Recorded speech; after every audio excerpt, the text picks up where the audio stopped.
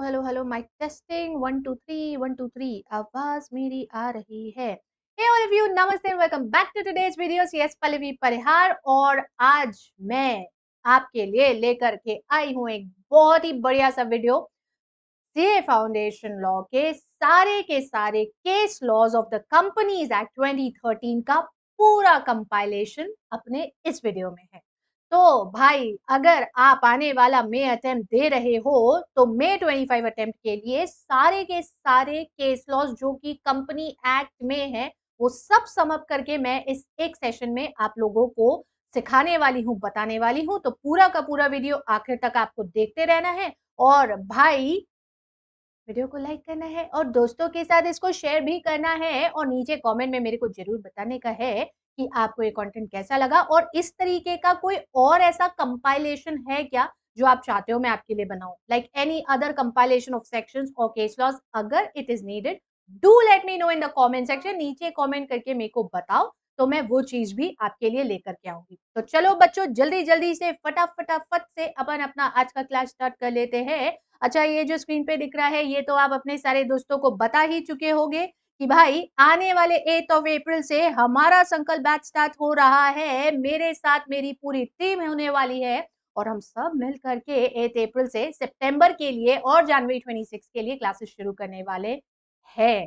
तो अपने दोस्तों को इस बैच के बारे में जरूर बता दियो। CSP 10 कोड जरूर बता दिए उनको, उनको बोलना दिमाग में फिट कर लो। CSP 10 कोड हर जगह, परीक्षा से लेकर के तो हर एक चीज की कुंजी CSP 10 कैसे, ये रेगुलर क्लासेस में बताती जाऊंगी। So let's get started with the companies act 2013, one shot of all the case laws. सारे के सारे केस लॉज एक ही हेड में कैसे पढ़ेंगे और क्या होगा मैम, इसके बारे में जरा थोड़ा सा बता दो। तो ये देखो आपके सामने सबसे पहले पुटअप करी हूँ वो 5 हेडिंग जिसमें कि हमें सबसे ज्यादा केस लॉज पढ़ने होते हैं।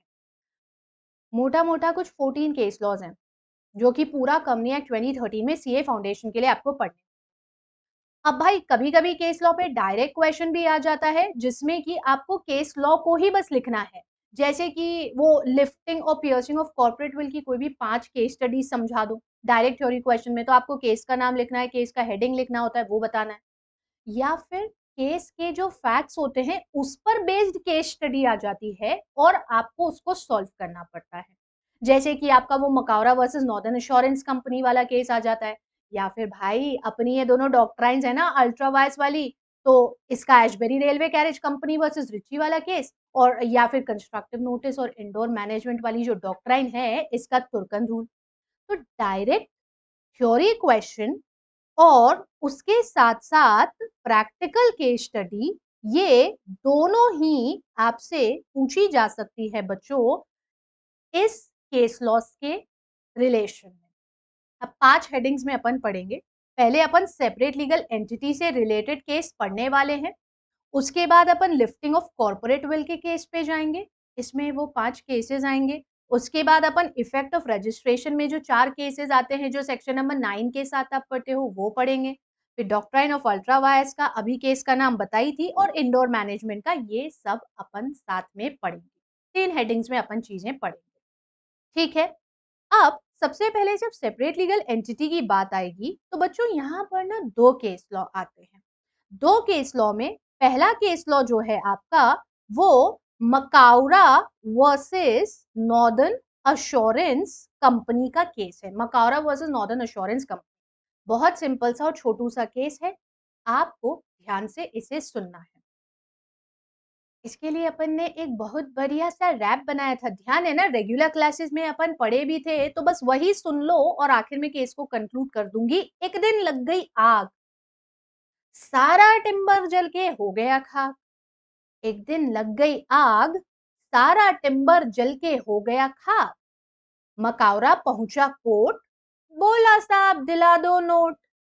मकावरा पहुंचा कोर्ट, बोला साहब दिला दो नोट। जज बोला ना मुन्ना ना, सेपरेट लीगल एंटिटी का कंसेप्ट तू भूलना ना। तो क्या हुआ अगर तू है कंपनी का सब्सटैंशियल क्रेडिटर और मेजॉरिटी शेयर होल्डर, पर मेरे बच्चे company is separate from its member. बस यही तो है पूरा अपना मकौरा का केस। वैसे तो अपन ने सारे केसेस के लिए ये सब चीज़ें बना रखी है, बट मकौरा का सबसे इंटरेस्टिंग है और पूरा जो केस है, वो इस रैप में, इस कहानी में खत्म हो जाता है। बस यही तुम्हें याद रखना है, ये पूरा का पूरा case Macaura versus Northern Assurance Company का सेपरेट लीगल एंटिटी का अगर क्वेश्चन आता है, तो वहाँ पर ये केस कोर्ट करा जा सकता है। इसके बाद दूसरा आता है हमारा लैंडमार्क केस। भाई इसको तो ना अपन लैंडमार्क केस बोलते हैं, और लैंडमार्क केस क्यों बोलते हैं? क्योंकि ये एक ऐसा केस है जिसे अगर कोई बच्चा कमनी लॉ पढ़ रहा है तो मुंह जबानी याद होना चाहिए। समझ रहे हैं ना? मतलब अगर आप कमनी लॉ पढ़ रहे हो, भले ही सीए में पढ़ रहे हो या सीएस में पढ़ रहे हो, ये केस बेस माना जाता है। मतलब ये अनार का आ आम का होता है ऐसे समझ लो, या क ख ग होता है, या एबीसीडी होता है ये समझ लो। कंपनी लॉ का Solomon versus Salomon and Company limited. क्या हुआ था भाई Solomon versus Salomon and Company limited के केस में, तो लिख करके देख लेंगे ताकि हमें ये बहुत अच्छे से याद रहे। कुछ फिगर्स बहुत ज्यादा इंपॉर्टेंट है और कुछ डिटेल्स भी बहुत ज्यादा इंपॉर्टेंट है। तो भाई पहले थे एक ही भाई साहब, ये जिनका नाम था सॉलोमन। सॉलोमन चलाते थे अपनी खुद की एक प्रोपराइटरशिप, खुद की एक प्रोपराइटरशिप चलाते थे। अब इस प्रोपराइटरशिप में काम बहुत ही बढ़िया चल रहा था। इस प्रोपराइटरशिप में काम बहुत ही बढ़िया चल रहा था, लेकिन ये प्रोपराइटरशिप जिसमें कि भाई सोलोमन लेदर के शूज को मैन्युफैक्चर करते थे और बेचते थे, बाद में सोचते हैं क्यों ना मैं इसे कन्वर्ट कर लूं एक पब्लिक लिमिटेड कंपनी में, यानी कि पीएलसी में। ये पब्लिक लिमिटेड कंपनी बनाई जाती है और पब्लिक लिमिटेड कंपनी में ये भाई साहब जो थे, ये भाई साहब सोलोमन के साथ साथ आती हैं इनकी धर्म पत्नी, इनकी एक प्यारी सी बिटिया और इनके 4 सन्स, यानी कि इनके 4 बेटे। और इस तरीके से 7 लोग मिलकर के ये पब्लिक लिमिटेड कंपनी बना लेते हैं। हम तो पढ़ते हैं पब्लिक कंपनी में 7 मेंबर मिनिमम होते हैं, तो ये बना लेते हैं। अब जब ये प्रोप्राइटरशिप से बिजनेस पब्लिक लिमिटेड कंपनी को ट्रांसफर होता है, तो ये जो बिजनेस ट्रांसफर हुआ था बच्चों, इस बिजनेस ट्रांसफर की कुल वैल्यू आती है 38,782 पाउंड्स की। जाहिर सी बात है इंडिया में तो हुआ नहीं था, तो पाउंड्स ही आएंगे, इंडियन रुपी तो आएगा नहीं। इस 38,782 पाउंड्स को कुछ इस तरह से बांटा जाता है कि इस 38,782 पाउंड्स का पहला 20,000 के इक्विटी शेयर्स सोलोमन और उनकी फैमिली में बांट दिए जाते हैं। उसके बाद 10,000 के सिक्योर्ड डिबेंचर्स, जो अगेन सोलोमन और उनकी फैमिली में ही बटे हुए होते हैं, और बचा हुआ 8782 जो था उसको कैश में सेटल कर दिया जाता है। So this is how the business of the proprietorship gets transferred to the company. कुछ समय बहुत बढ़िया चलता है, सब कुछ बहुत अच्छा होता है, लेकिन थोड़े समय बाद भाई सोलोमन का दुकान का शटर ऑलमोस्ट गिरने की स्थिति में आ जाता है। डेट्स बढ़ जाती हैं, लाइबिलिटीज बढ़ जाती हैं, प्रॉफिट्स कम हो जाते हैं। फाइनली एक दिन ऐसा आता है जब ये भाई सोलोमन जो हैं, ये भाई सोलोमन डिसाइड कर लेते हैं कि मैं अपनी कंपनी को वाइंड अप कर दूंगा। ये भाई सोलोमन जो थे प्रोप्राइटरशिप से कंपनी पर आए, कंपनी बनाए, कंपनी बनाने के बाद सब कुछ बहुत चलता रहा बढ़िया सा कुछ समय तक, लेकिन थोड़ा समय बाद डिसाइड करे कि भाई अब तो लॉसेस बढ़ रहे हैं, डेट्स बढ़ रहे हैं, तो अब ऐसी सिचुएशन में कंपनी को बंद कर दिया जाए। तो कंपनी को बंद करा जाता है। कंपनी को बंद करने जाते हैं तो पता है क्या उस समय पे क्या होता है? उस समय पर कंपनी की जो असेट्स आती हैं और जो लाइबिलिटीज आती हैं, उनके फिगर कुछ इस तरह से थे। 7,000 पाउंड्स की एसेट्स निकलती है और 18,000 पाउंड की लाइबिलिटी निकलती है, जिस 18,000 पाउंड में से 10,000 पाउंड के ये सिक्योर डिबेंचर होल्डर्स थे, और ये 7,000 वाले जो थे ना बच्चों, ये सन्ड्री क्रेडिटर्स थे। सन्ड्री क्रेडिटर्स लिखते हो ना, ये सन्ड्री क्रेडिटर्स थे। अब ये सन्ड्री क्रेडिटर्स खड़े हो जाते हैं और बोलते हैं भैया सोलोमन और उनका परिवार तो एक ही था, ये सब लोग मिलकर के ही तो कंपनी बनाए थे। सोलोमन, उनकी धर्मपत्नी, उनकी प्यारी बिटिया और उनके 4 बेटे सब घर के लोग थे। इनके बीच में ये डिबेंचर बटे हुए थे, तो सोलोमन और कंपनी तो एक ही है। तो भाई ये जो पैसा है इसको हमें देके हमारी लाइबिलिटी सेटल करी जाए क्योंकि हम बाहर के लोग।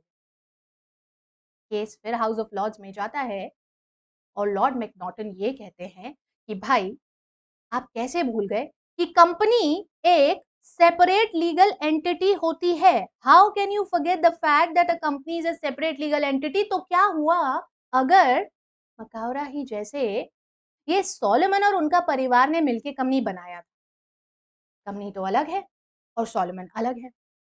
दूसरा सिक्योर्ड डिबेंचर्स है सोलोमन के पास, तो उनका नंबर तो वैसे भी सन्ड्री क्रेडिटर्स के ऊपर ही हो जाएगा क्योंकि जब वाइंडिंग अप का सीक्वेंस देखते हैं तो पहले सारे सिक्योर्ड क्रेडिटर्स जाते हैं फिर अनसिक्योर्ड क्रेडिटर्स जाते हैं। तो भाई तुम्हारा नंबर कहीं नहीं लगना है। Establishing the rule of separate legal entity in this landmark case of Solomon versus Solomon and Company Limited, Lord McNaughton decided that the entire assets of the company shall be used for the purpose of paying off the liabilities towards the secured debenture holders first and not the sundry creditors. ये आपके दो case laws है जो कि separate legal entity में आपने बहुत अच्छे से ध्यान रखना है। Macaura versus Northern Assurance Company Limited का और Salomon versus Salomon and Company Limited का। यहाँ से कहानी को आगे बढ़ाते because I do not want कि सेशन अननेसेसरी बहुत ज्यादा लंबा जाए, तो हम सीधे बढ़ चलते हैं अपनी कुछ और केस स्टडीज के ऊपर। और अब जो केस स्टडीज हैं वो है लिफ्टिंग ऑफ कॉर्पोरेट विल वाली। अच्छा एक बात बताओ, ये घिबली मतलब लिफ्टिंग ऑफ कॉर्पोरेट विल वाली के एकदम बीच में बोली ये घिबली, कैसा लग रहा है? वैसे बहुत चल रहा आजकल, सारा का सारा लोग हर जगह घिबली इमेज जनरेट करे जा रहे। तो मैंने सोचा क्यों ना मैं भी कर लूं, तो मैंने भी ये इमेज बनाया। मुझे नीचे कमेंट में बताओ तो ये इमेज कैसा लग रहा है, मैं ज्यादा अच्छी लगती हूँ या ये गिबली इमेज ज्यादा अच्छा है? बताना जरूर पक्का से कमेंट में। Taking you to the second part जहां पर हम लिफ्टिंग ऑफ कॉर्पोरेट विल की केस स्टडीज पढ़ेंगे और ये है वो 5 केस स्टडीज। हेडिंग लिखी हूँ, केस के नाम नहीं लिखी हूँ। उधर बैठे बैठे प्रिडिक्ट करना मुझे बड़ा अच्छा लगेगा अगर आपने इनको प्रिडिक्ट कर लिया तो, मुझे बड़ा अच्छा लगेगा अगर आपने इनको प्रिडिक्ट कर लिया तो। बट मैं तो आपको पढ़ा ही रही हूँ, ये 5 केस हेडिंग्स है बच्चों। अगर ऐसा कोई थ्योरी क्वेश्चन आया जिसमें पांचों मेंशन करनी पड़ी तो केस का हेडिंग जरूर लिखना। पहले हेडिंग लिखना, उसके आगे केस का नाम लिखना और फिर एक्सप्लेनेशन देना। 5 चीजें होती है। हम कॉर्पोरेट विल को तब तब लिफ्ट करते हैं जब जब कंपनी का लीगल कैरेक्टर डिटरमाइन करना पड़ता है और यहाँ केस आता है डाइमलर रबर कंपनी का। हाँ आप इतना भी याद रखोगे तो भी चल जाएगा, अगर आपको पूरा केस लॉ का नाम नहीं याद होता, डाइमलर रबर कंपनी का केस याद रखोगे तो भी चल जाएगा। यहाँ सिर्फ केस का नाम है और साथ में हमें केस का हेडिंग दिया गया, ज्यादा डिटेल्स और फैक्ट्स नहीं है। तो हम बस इतना ही याद रखते हैं कि अगर कभी हमें ये पता लगाना है कि कोई कंपनी हमारी दोस्त है यानी फ्रेंड है या एनिमी है यानी फो है, फो का मतलब होता है एनिमी, तो भाई इसके लिए हमें कॉर्पोरेट वेल को साइड में रखना पड़ेगा और वो लोग जिन्होंने कंपनी को इनकॉर्पोरेट कराए वो किस देश के ये देखना पड़ेगा। क्योंकि अगर उनके साथ हमारे रिलेशंस हेल्दी नहीं है, if a country is at war with that country, तो उस देश की कंपनी भी हमारी दुश्मन ही होगी। ठीक है। दूसरा होगा प्रोटेक्टिंग ऑफ रेवेन्यू या टैक्स, चुराने के पर्पज से आपने कंपनी बनाई। भाई वैसे भी मम्मी हमेशा बोलती थी, दादी हमेशा बोलती थी, नानी हमेशा बोलती थी, मम्मी हमेशा बोलती रहती है हमको चोरी करना पाप है, नदी किनारे सांप है, काली माता आएगी गला काट के जाएगी। मेरे को आज तक याद है बचपन में हम ऐसे ही करा करते थे। तो भाई सच में चोरी करना पाप है, नदी किनारे सांप है, काली माता आएंगी, अभी तो नवरात्रि भी चल रही और गला काट के जाएंगी। तो भाई आपने भी चोरी नहीं करना है, टैक्स की चोरी नहीं करना है, जो कि बहुत ही बुरी बात है। और अगर आपने टैक्स की चोरी करने के लिए कंपनी बनाई तो फिर हम कंपनी को साइड में रख देंगे। ठीक वैसे ही जैसा कि डिनशॉ मानेक जी के केस में हुआ था, जैसा कि Juggi Lal Kamlapat versus commissioner of income tax में हुआ था। जुग्गी लाल कमलापत, दो केस है यहाँ पर। अरे एक सेकेंड, कमलापत का एल गड़बड़ हुआ, Kamlapat versus commissioner of income tax CIT, जो कि हमने शॉर्ट में लिखा हुआ है। तो डिनशॉ मानेक जी के केस में ना भाई साहब ने कुछ फर्जी कंपनी बनाई इनको जो इनकम स्टॉक मार्केट से होती थी डिविडेंड और इंटरेस्ट के नाम पर, उस पैसे को कंपनी में लगाया और बाद में कंपनी से लोन के नाम पर वो पैसा वापस ले लिया, लोन्स एंड एडवांस दिखाकर। तो भाई अगर आप टैक्स चुराने के पर्पज से या अगर अपने रेवेन्यू को इधर उधर घुसाने के पर्पज से कि वो टैक्स अथॉरिटीज की नजर में ना आए कंपनी बनाएंगे, तो फिर कंपनी का कॉर्पोरेट वेल्थ साइड में रख देंगे, इसको हटा देंगे और कल्प्रेट को पनिश करेंगे। यहाँ भी ऐसा ही हुआ। यहां से आगे बढ़े तो लीगल ऑब्लिगेशन को अवॉइड करने के लिए कंपनी अगर बनाई तो भी गलत होगा, हमने ये समझा था। और यहां पर आता है वो केस जो वर्कमैन एम्प्लॉयड इन एसोसिएटेड, ये गैप रखना यार, है कंफ्यूज ना होना, रुको चलो मैं इसको थोड़ा सा हटाई हूं यहां से। वर्कमैन एम्प्लॉयड इन एसोसिएटेड, आप साथ साथ में लिख लेना इनको, बहुत अच्छा रहेगा। Associated rubber industries versus associated rubber industries of Bhavnagar. ठीक भाई, कंपनी बनाई, ठीक भाई, नाम तक ठीक। अब आगे कंपनी बनाई, कंपनी बना करके बोनस का जितना पैसा कर्मचारी को बांटना था उसको कंपनी की कैपिटल में लगाई। कंपनी बनाई, बोनस का सारा पैसा चुराई और चुरा के कंपनी के कैपिटल में लगा दी और बोले साहब हाथ खाली है, इस बार कंपनी के पास बोनस के नाम पर पैसा देने के लिए कुछ भी नहीं। तो for your knowledge and your kind information, जिसको आप अपनी भाषा में जनरेशन जेड की भाषा में FYI कहते हो ना, FYI कहते हो ना, है ना, बताओ तो ये FYI जो है ना, इसके हिसाब से bonus is a legal obligation. हमारे देश में एक एक्ट चलता है बच्चों, payment of bonus act. CA के सिलेबस में नहीं पढ़ाते, सीएस के सिलेबस में पढ़ाते हैं, लॉ का जो LLB LLM होता है इसमें पढ़ाते हैं। भाई अगर आप एक निर्धारित सीमा तक के कर्मचारियों को अपने पास इंप्लॉय करते हैं, if you have a certain number of employees employed in your organisation, then bonus is there right and your legal obligation, employer का लीगल ऑब्लिगेशन। और अगर आप अपने लीगल ऑब्लिगेशन को बचाने की कोशिश करोगे तो लॉ तो पनिश करेगा ही ना, कॉलर तो पकड़ेगा ही ना, गला तो पकड़ेगा ही ना। तो बस बिल्कुल ऐसे ही हुआ था, workman employed in associated rubber industries versus the associated rubber industries of Howrah. ठीक है, समझ गए इतना। चौथे पॉइंट पर आते हैं, तो चौथा केस सब्सिडरी बनाने वाला भाई मर्चेंडाइज ट्रांसपोर्ट कंपनी का case versus British transport association. Short में भी लिख सकते हो। अगर आपको पूरा केस नहीं याद आए तो जैसे मैंने दाइमलर रबर कंपनी का बोला है वैसे ही मर्चेंडाइज ट्रांसपोर्ट कंपनी भी लिख सकते हो बच्चों, चल जाएगा इतना। Merchandise transport company versus British transport commission में सब्सिडरी कंपनी बनाता है एक कंपनी, क्योंकि उसको पता था एज अ कंपनी उनको ना ट्रांसपोर्ट का लाइसेंस नहीं मिलने वाला। ट्रांसपोर्ट मतलब एक शहर से एक स्टेट से दूसरे स्टेट जो ट्रक पे सामान बेचते हैं ना, वो ट्रक ट्रक जिनके पीछे मस्त मस्त वाले कोट लिखे हुए होते, कितनी बार देखे होगे तुमने, बुरी नजर वाले, तेरा मुंह काला, और पता नहीं क्या क्या भाई लिखे होता है उसके ऊपर, कभी कभी तो बहुत ही धांसू और मस्त कोट होते हैं वो। तो एसी ट्रांसपोर्ट कंपनी थी, इनको ना गवर्नमेंट का लाइसेंस चाहिए था, बट इन्होंने कुछ घपले करे होंगे या कुछ करा होगा, इनको इनको मिलना नहीं था वो। अब इनको मिलना नहीं था, ये इनको पता था, तो ये क्या समझदारी करते हैं, एक सब्सिडरी कंपनी बनाते हैं। अब भाई सब्सिडरी कंपनी तो हम पढ़े, 2 clause 46 and 2 clause 87 holding and subsidiary की डेफिनेशन हम पढ़े और जानते हैं कि सब्सिडरी कंपनी वो होती है जिसमें कोई दूसरी कंपनी या तो composition of board of directors को कंट्रोल करती है और या फिर उनकी जो पेरअप शेयर कैपिटल है उसके 50% से ज्यादा की कैपिटल को होल्ड करती है। तो ऐसे में वो दूसरी कंपनी सब्सिडरी बन जाएगी और जो होल्ड कर रहा है वो होल्डिंग हो जाती है। अब यहाँ पर होल्डिंग कंपनी को लाइसेंस नहीं मिलना था, तो ये क्या करते हैं भाई, ये ना एक सब्सिडरी कंपनी बना लेते हैं और सब्सिडरी कंपनी के नाम पे लाइसेंस के लिए अप्लाई करते हैं। सब्सिडरी कंपनी का पर्दा उठाया जाता है तो पीछे से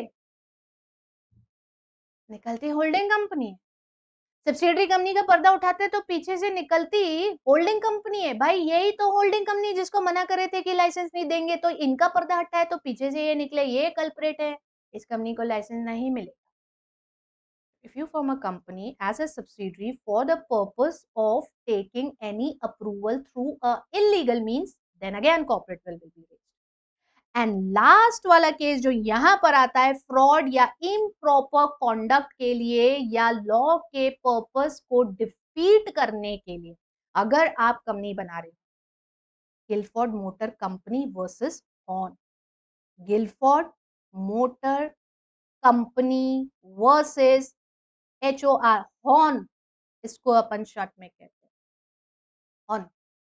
तो धोखा देने के लिए, इम्प्रॉपर कंडक्ट कर रहे हैं, कंपनी के नाम का फायदा उठा करके लॉ के प्रोविजंस को डिफीट करें, क्योंकि भाई कंपनी तो अलग है, हम तो अलग है, तो हम तो कुछ भी कर सकते हैं कंपनी के पीछे छुप करके। नहीं भाई, कंपनी के पीछे छुप के कंपनी का मास्क लगा के कुछ नहीं कर सकते, मास्क को हटा दिया जाएगा और जब मास्क को हटाया जाएगा तो जो कल्प्रिट होगा उसको पनिश कर दिया जाएगा। तो ये ना सोचे मास्क के पीछे छुप जाएंगे। ये वो 5 केसेस हैं जो सेपरेट लीगल एंटिटी के बाद लिफ्टिंग ऑफ कॉर्पोरेट विल में याद रखने। 2 चीजें पढ़ ली। तीसरा हेडिंग अपना जो आता है वो है इफेक्ट ऑफ रजिस्ट्रेशन का। कैसा लगा मेरा जुगाड़? मतलब मैं कौन से जुगाड़ की बात कर रही हूँ? अरे यही इस सेशन के जुगाड़ की बात कर रही हूँ यार, जिसमें सारे केस लॉस एक ही सेशन में मिल जाने हैं और मैक्सिमम 30 से 35 मिनट के अंदर तुम्हारा पूरा का पूरा केस लॉ का रिवीजन हो रहा है। तो ये जुगाड़ कैसा लगा? ये जुगाड़ कैसा लगा मेरे को बताना जरूर कमेंट सेक्शन में। ओके, इफेक्ट ऑफ रजिस्ट्रेशन बच्चों, जो कि अपन सेक्शन नंबर 9 में पढ़ते हैं, यहाँ पर फिर 4 केस आते हैं। इफेक्ट ऑफ रजिस्ट्रेशन में 4 केस हमें पढ़ने होते हैं और वो 4 केस बस ये जुगाड़ वाली दीदी के बाद के अगले पेज पर है। ये रहे, इस बार मैंने केस के नाम लिख दिए, बहुत समझदार हूं मैं, है ना? इस बार मैंने केस के नाम लिखे हैं। पहले मैंने केस के हेडिंग लिखे थे, सारे केस के नाम आपको रिवाइज करवा दिए साथ में। इस बार मैंने केस के नाम लिख दिए हैं और केस के अंदर का कंसेप्ट अपन रिवाइज कर लेंगे। आप साथ साथ में ये चीजें नोट कर लेना बस।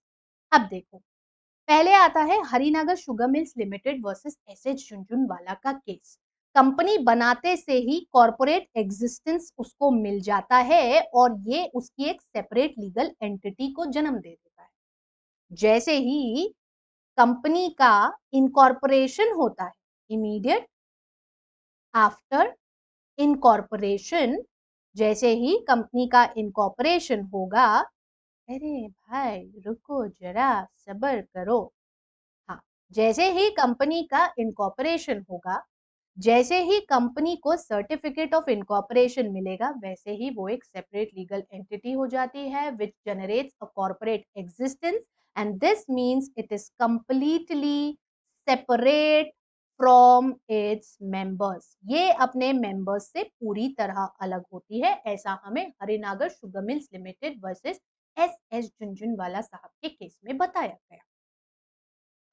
इसी रजिस्ट्रेशन के इफेक्ट पर ऑलमोस्ट सेम लाइंस में आने वाला state trading corporation of India versus CTO यानी कमर्शियल टैक्स ऑफिसर का जब केस आता है, तो भाई ये एसटीसी यानी state trading corporation versus CTO यानी कि कमर्शियल टैक्स ऑफिसर के केस में भी हमें यही बताया गया कि जैसे ही एक कंपनी का इनकॉर्पोरेशन होगा, ये इनकॉर्पोरेशन एक सेपरेट लीगल एंटिटी को बर्थ दे देगा।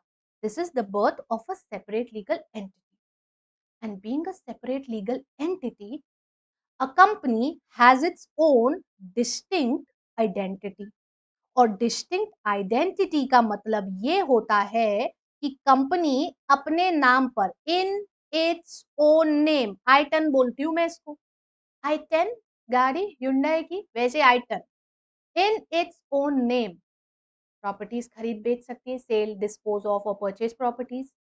It can contract, it can enter into contract, people can enter into contract with it, it can sue and be sued in its own name, सब कुछ अपने नाम पे कर सकती है सेपरेट लीगल एंटिटी बन के। हाँ, बस यहाँ एक छोटी सी बात है जो तुम्हारे नॉलेज के लिए बता रही हूँ, तुम्हारी किताब में नहीं लिखा है, बट थोड़ा सा नॉलेज हमेशा अच्छा ही होता है, थोड़ा ज्यादा होगा तो और अच्छा होता है। State trading corporation versus CTO के केस में ये भी बताया गया था कि just because a company is a separate legal entity, तो आप कंपनी जो है उसको सिटीजन नहीं बोल सकते। भाई कंपनी अलग है, मेंबर अलग है, दोनों की डिस्टिंक्ट आइडेंटिटी है, दोनों की सेपरेट लीगल आइडेंटिटी है, बट सबसे इंपॉर्टेंट फैक्ट मत भूलना कि एक आर्टिफिशियल पर्सन होती है। हम आर्टिफिशियल पर्सन बोलते हैं ना बच्चों इसको, तो ये एक artificial person and being artificial person it can not B citizen of India, भले ही इसको बनाने वाले सारे सिटीजन। यहाँ थोड़ी सी चुटकी लेते हुए जज साहब कहते हैं, सुप्रीम कोर्ट का केस था ये, चुटकी लेते हुए माने मजा लेते हुए, फिरकी लेते हुए, ओ फिरकी, ओ पीके जैसे। तो जैसे वो भाई बोला था कौनू फिरकी ले रहा है हमार, वैसे ही जज साहब फिरकी लेते हुए ये बोलते हैं इस केस में कि यार तुम ये कह रहे हो बनाने वाले सारे मेंबर इंडियन है तो कंपनी को इंडियन बोल दो। तो एक बात बताओ मेरे दोस्त, क्या अगर कंपनी को बनाने वाले सारे मैरिड है तो कंपनी को शादीशुदा बोल दोगे क्या? या अगर सारे के सारे का डिवोर्स हो चुका है तो कंपनी को भी डिवोर्स ही बोल दोगे क्या? या सारे के सारे का स्टेटस कॉम्प्लिकेटेड है जैसा कि आजकल बच्चों का होता, बच्चों का है, बच्चों का होता है, वैसे तो क्या कंपनी का स्टेटस कॉम्प्लिकेटेड करोगे क्या? भाई ना कंपनी कॉम्प्लिकेटेड है, ना कमिटेड है, और ना सेपरेटेड है। कंपनी सिर्फ एक सेपरेट लीगल एंटिटी है, समझे बाबू? ओके। आइए तीसरे केस पे, और तीसरा केस जो हमारे सामने आता है वो है Spencer and Company Limited of Madras versus CWT commissioner of wealth tax. उस समय चलता था wealth tax, commissioner of wealth tax of Madras का। यहाँ पर बोलते हैं अगर एक कंपनी बनाई जाती है और उस कंपनी के द्वारा अगर कोई प्रॉपर्टी होल्ड करी जाती है तो वो प्रॉपर्टी कंपनी की है। भाई तुम बोल रहे हो ना सेपरेट लीगल एंटिटी, हर जगह इसको तो हाईलाइट करेंगे क्योंकि ये सब केसेस रजिस्ट्रेशन का इफेक्ट बताते हैं, रजिस्ट्रेशन का इफेक्ट। तो रजिस्ट्रेशन का इफेक्ट है सेपरेट लीगल एंटिटी, तो ये वर्ड बच्चों हर जगह आएगा, सेपरेट लीगल एंटिटी है, सेपरेट लीगल एंटिटी है, सेपरेट लीगल एंटिटी है। अब जो तुम बोल रहे हो ना कि सेपरेट लीगल एंटिटी है, तो सेपरेट लीगल एंटिटी अभी अभी हम बताए थे तुम्हें कि in its own name purchase, sale और डिस्पोज ऑफ कर सकती है प्रॉपर्टीज, भले ही भाई वो मूवेबल प्रॉपर्टी हो या वो इमूवेबल प्रॉपर्टी हो। तो ये अपने नाम पे करती है, कंपनी उन प्रॉपर्टीज की ओनर होती है, कंपनी उन प्रॉपर्टीज की मालिक मानी जाएगी, उसका कोई भी मेंबर नहीं। In tune to, in line with the case of Makara versus Northern Assurance Company Limited, जैसे वहां पर भी वो बोला था सब सारा पैसा मुझे दो, कंपनी का 99% शेयर होल्डर मैं हूँ, क्रेडिटर भी मैं हूँ, सारा पैसा मुझे दो। जज ने बोला था नहीं दोनों अलग है ना, जैसे ये दोनों अलग है, कंपनी की संपत्ति कंपनी की है, सेपरेट प्रॉपर्टी होती है, वो प्रॉपर्टी को आप नहीं यूज कर सकते हैं। Separate property of the company is to be used only by the company for the purpose, दो ये काम करते डायरेक्टर्स और मेंबर्स ही हैं कंपनी के behalf. Got that? And heading on to the last case जो यहाँ पर आता है, heavy electrical union versus state of Bihar का। इसमें तो भाई बिहार सरकार को ही ले आए, बिहार सरकार को ही ले आए। बोले अगर किसी कंपनी की शेयर होल्डिंग गवर्नमेंट की है तो कंपनी गवर्नमेंट होती है माना, ये तो हम पढ़ते ही हैं सेक्शन नंबर 2 के क्लास 45 में हम गवर्नमेंट कंपनी पढ़ते हैं। 51% से ज्यादा की शेयर कैपिटल अगर सेंट्रल गवर्नमेंट या स्टेट गवर्नमेंट या कॉम्बिनेशन ऑफ गवर्नमेंट के पास, तो अगर शेयर होल्डिंग गवर्नमेंट की है तो कंपनी गवर्नमेंट है ये माना। अगर शेयर होल्डिंग प्रेसिडेंट की है तो भी कंपनी गवर्नमेंट हो सकती है माना। But company and government are still separate legal entities and not one entity है, याद रखिए। आप ये थोड़ी बोल सकते हैं कि अगर किसी चीज को लेकर के घपला कंपनी ने करा मतलब सरकार ने करा, सरकार ने थोड़ी करा यार। सरकार के बिहाफ पे जो लोग कंपनी में वो कैपिटल होल्ड करे थे और जो उसको चलाने वाले डायरेक्टर थे वो घपला कर रहे हैं। तो just because the share holding of a company और the majority of the share holding of a company is with the government of Bihar और मे बी इवन अगर प्रेसिडेंट ऑफ इंडिया भी होल्ड कर रहे हैं, तो आप ये नहीं बोल सकते हैं कि ये दोनों एक एंटिटी हो गए। ये दोनों उसके बावजूद भी सेपरेट लीगल एंटिटी होंगे, एक नहीं माने जाएंगे। समझ गए? बहुत अच्छे से क्लियर हो गए। सेपरेट लीगल एंटिटी के 2 केस पढ़ लिए हमने, उसके बाद हमने लिफ्टिंग ऑफ कॉर्पोरेट वेल के 5 केस पढ़ लिए, 7 हो गए। उसके बाद 4 हमने इफेक्ट ऑफ रजिस्ट्रेशन के पढ़ लिए, 7 और 4 11 केस पढ़ लिए। और अब इसके बाद बढ़ रहे हैं हम बस हमारे आखिरी 2 केसेस के ऊपर, और ये जो 2 केसेस है ये है भाई हमारी 2 बहुत ही शानदार popular doctrines, doctrine of ultra vires and doctrine of constructive notice and endowment. जब बात अल्ट्रावायलेट्स की आती है, हम बहुत अच्छे से जानते हैं कि अल्ट्रावायलेट्स का मतलब होता है बियॉन्ड द पावर्स। मुझे पता मेरे बोलने के पहले ही उधर बैठे-बैठे बोल चुके होगे अब तक। बोल चुके ना? हाँ मैम अल्ट्रावायलेट्स मतलब बियॉन्ड द पावर्स मुझे पता है। बोल चुके हो। बस एक काम और करो, ज़रा अपने शोल्डर्स को टैप करो और अपने आप को शाबाशी दो। वाह भाई वाह! तेरे को ये याद है। Okay. Doctrine of ultraviolets beyond the powers. Ashbury Railway Carriage Company, Ashbury Railway Carriage and Iron Company versus Riche भाई का केस यहाँ पर आता है। भाई केस बड़ा सिंपल सा था, इंटरेस्टिंग सा था। एक कंपनी रेलवे लाइन डालने के लिए फाइनेंस प्रोवाइड करने का काम करती है। बाद में मुद्दा ये उठाया जाता है कि ये काम करना तो उनके मेमोरेंडम ऑफ एसोसिएशन के मेन ऑब्जेक्ट क्लॉज में था ही नहीं एंड देयरफॉर ये जो चीज है ये इनके ऑब्जेक्ट के बाहर है। मेजॉरिटी शेयर होल्डर भी रैटिफाई कर दे तो अल्ट्रावाइस एक्ट कभी रैटिफाई नहीं होते। रिची साहब कोर्ट पहुंचते हैं और बोलते हैं साहब इनका जो मेमोरेंडम ऑफ एसोसिएशन है उस मेमोरेंडम ऑफ एसोसिएशन में वर्ड यूज हुआ है जनरल कॉन्ट्रैक्टर्स ऑब्जेक्ट क्लॉज में। और जनरल कॉन्ट्रैक्टर्स में तो सारी चीजें आ जाती है। इनका ऑब्जेक्ट क्लॉज बोलता है कि ये जनरल कॉन्ट्रैक्टर है और सारा काम कर सकते हैं, तो इसके लिए पैसा जो इन्हें दिया गया रेलवे लाइन डालने के लिए वो सही था। इन्होंने बियॉन्ड द पावर जाके कुछ नहीं करा और अब इनको बोलिए कि इस चीज को रीपे करें। यहाँ पर कोर्ट का फाइनल डिसीजन ये आता है, हाउस ऑफ लॉर्ड्स का डिसीजन, क्योंकि हमारे देश में कोर्ट बोलते हैं, यूएस में यूके में हाउस ऑफ लॉर्ड्स बोलते हैं। तो एचओएल हाउस ऑफ लॉर्ड्स का डिसीजन ये आता है, नहीं भाई जो टर्म जनरल कॉन्ट्रैक्टर है ये जनरल चीजों के लिए होता है। General contractorship does not mean GC या जनरल कॉन्ट्रैक्टरशिप का बिल्कुल ओए जनरल कॉन्ट्रैक्टरशिप का बिल्कुल ये मतलब नहीं होता है। It does not mean mechanical task. और भाई रेलवे लाइन डालना एक मैकेनिकल टास्क होता है।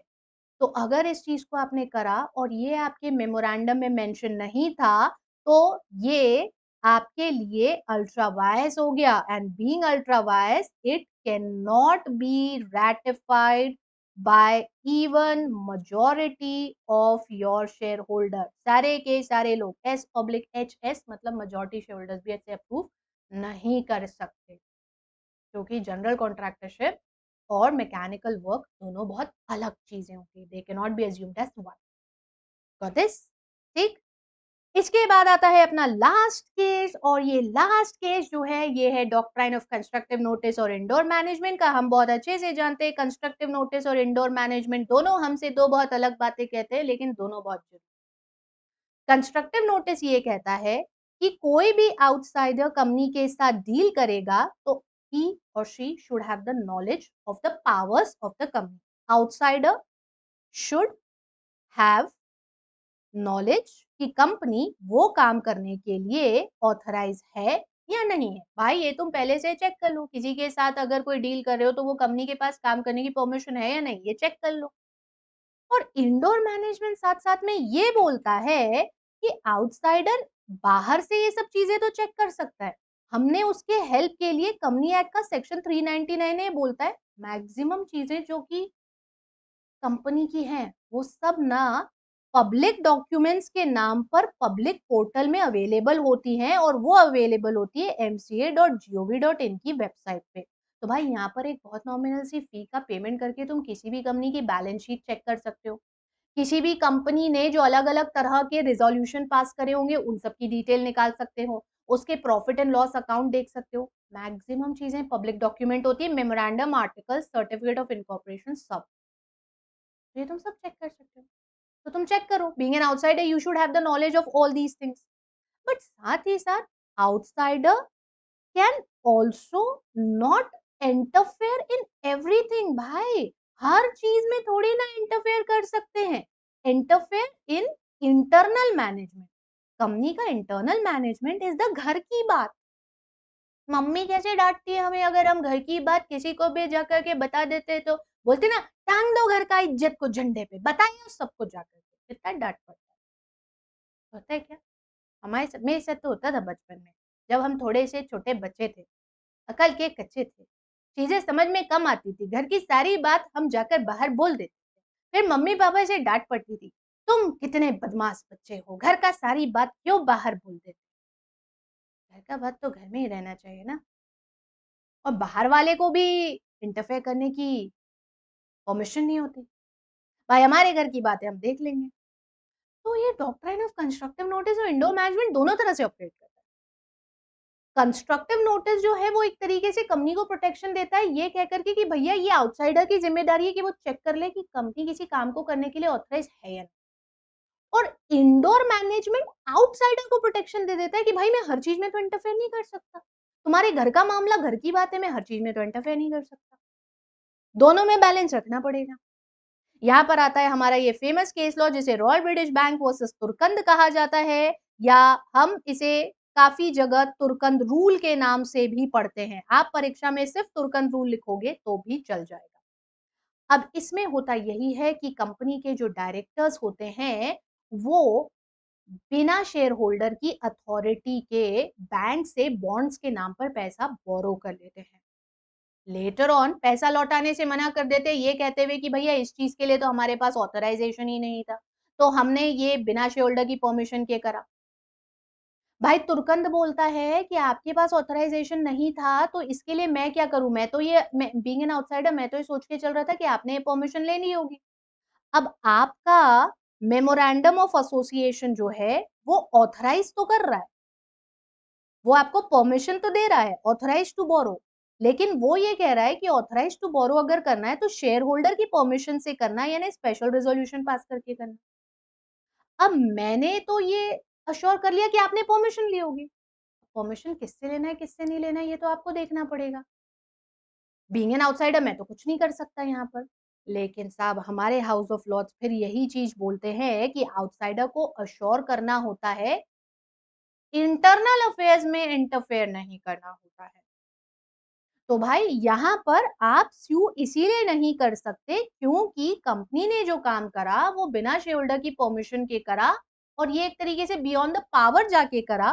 तो वही सेम स्टेटमेंट जो हमने वहां पर पढ़ा, it can not be ratified by the majority of the share holders if it is something for which the company wasn't authorized, and you were authorized to borrow only subject to the permission of shareholders and not directors. Hence Turkan cannot sue. And this is the whole session. इतनी सारी चीजें हैं जो कि भाई आपने यहाँ पर इस एक सेशन में पूरे के पूरे 13 case laws of the companies act पढ़ लिए। This is all from my end. आज के वीडियो के लिए बस इतना ही था। अगर आपको वीडियो पसंद आया हो तो जरूर जरूर से अपने सारे दोस्तों को बता देना, उनके साथ शेयर कर देना, उनका भी भला हो जाएगा।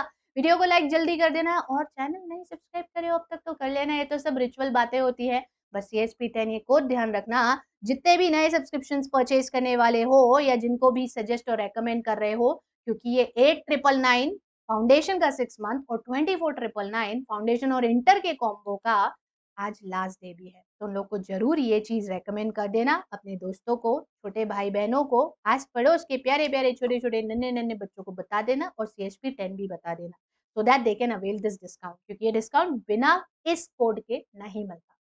That's all from my end in this session। आज के लिए बस इतना ही। ऐसे ही रॉकिंग और अपचिक वीडियोस के साथ जल्दी मिलते रहेंगे। तब तक के लिए अपना ध्यान रखो, गर्मी बहुत सारी है, पानी पीते रहना, परीक्षा अच्छे से देना है। जल्दी मिलते हैं। नमस्ते।